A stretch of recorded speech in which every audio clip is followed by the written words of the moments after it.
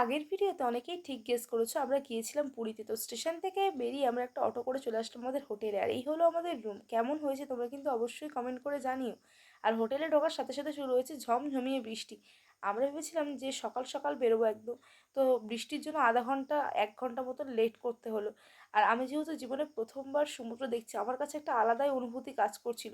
আর যখন আমি দেখলাম এত সুন্দর একটা ঢেউ আর এত সুন্দর আওয়াজ এই ঢেউয়ের, আমি ভাবছিলাম যে এতদিন ধরে আমি কী মিস করছিলাম। তো বেশ কিছুক্ষণ ধরে সবাই মিলে মজা আনন্দ করার পর কাকু আমাদেরকে বলল যে সবাই মিলে চলো মাছ কিনতে যাওয়া হবে। তো মাছ তো সমুদ্রের পাড়েই বিক্রি হচ্ছে। তো এখানে এত পরিমাণ মাছ কেনা হয়েছে যে যারা মাছ কাটবে তাদের মধ্যে ঝামেলা শুরু হয়েছে। আর এখানে কাকু, দাদা, বন্ধু যারা যারা ছিল সবাই মিলে একদম মাছ গুছিয়ে বাচ্ছে, বাঙালি হলে আর কি যা হয়। আর এই পরিমাণ মাছ কেনা হয়েছে। আর ঝামেলাটা কী হয়েছে শোনো, যে যারা মাছ কাটছে তারা বলছে আমরা একজনেই সমস্ত মাছ কাটবো, কিন্তু আমরা শেষমেশ ঠিক করলাম যে দুজনের মধ্যে ডিভাইড করে দিলাম যে তোমরা মাছ কাটো কিন্তু ভালোভাবে কাটো।